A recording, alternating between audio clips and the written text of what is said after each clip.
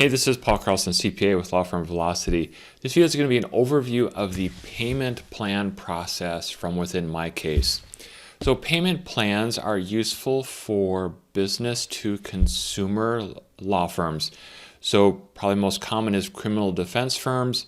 We're going to represent a client, the fee is $3,000, and we need payments over the next 3 months. We're going to collect $1,000 a month for each of the next 3 months.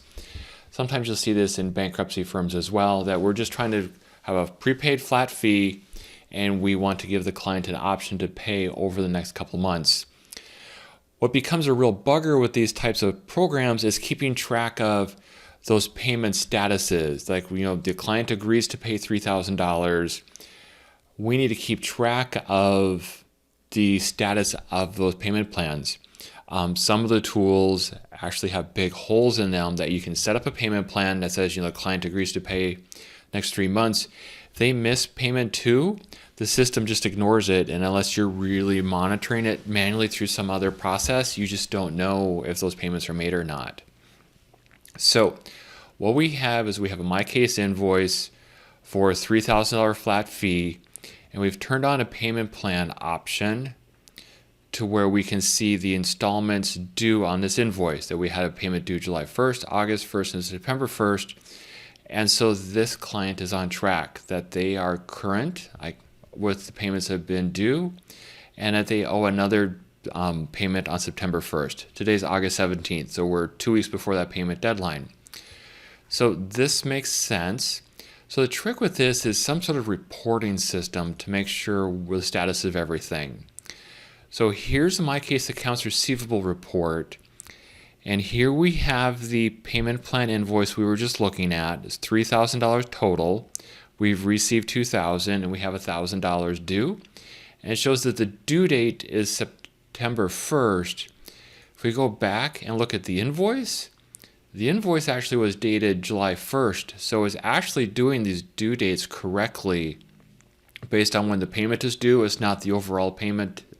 It's not the overall invoice due date. Here we have another payment plan for $6,000 that they are behind, that this client has missed their July payment and their August payment. So this gives us a snapshot of total accounts receivable. Then we go into the aging. This screen shows us only the payment plans that are past due.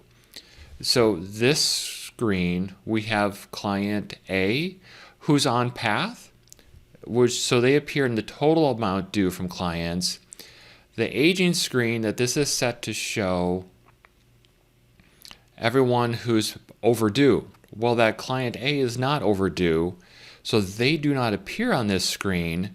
That is just the client B who's 2 months behind on their payments. And so we get this nice snapshot that we know who to follow up with. And then there's also this payment plans screen, that this lists the status of all the payment plans. And so here we can see, kind of a duplicate status of what we saw on the prior screen. And if you're one for charts, we can see charts, and it's going to start forecasting our payments that the firm is going to collect over the next 30 days. So that can be handy for forecasting cash. The other nice thing about using the payment plans integrated with MyCase is this is the client portal for client A. And so from here they can log in and see their flat fee invoice, payments, and it shows their next payment due. So the clients actually get a nice summary from their portal as well. So this looks like it's working. So the control that we would provide through the accounting system is these payment plans. Let's go back to this accounts receivable report. We would want to ensure that this total invoice amount is brought over into the accounting system. And then as each payment is received in the accounting system, we're going to mark those payments against the invoice. So over in the accounting system, it's going to show there's a $3,000 invoice, and we're going to have the detail with the $2,000 payments, and it's going to show the $1,000 due. Now what that does is the accounting system is going to tie back to the activity that actually happened at the bank, and it's a confirmation that these values are correct. So if MyCase ever had a hiccup and it marked something as paid when we actually did not receive the payment from the client, we would have an error over in the accounting system where it's going to be a mismatch, and we would follow up and say, hey, accounting says we have this balance, MyCase has this other balance. We need to research this to make sure we receive those funds. So that provides the control of that accuracy.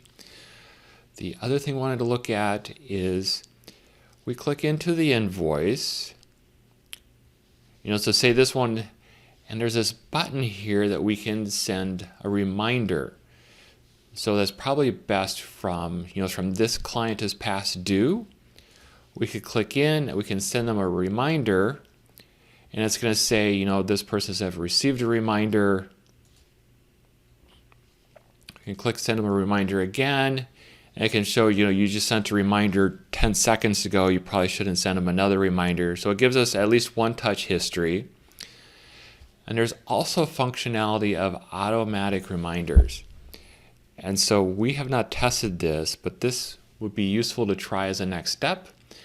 That do these reminders really work for the payment plans? That will they receive a note 7 days before the payment plan is due, another note when it's due, and then 7 days past the due date? So we could actually have MyCase help to send the advance notice before it's due, and then we could also go in and just monitor process to make sure we're collecting those payments. And with that, that's a quick overview of the MyCase payment plans. Thanks.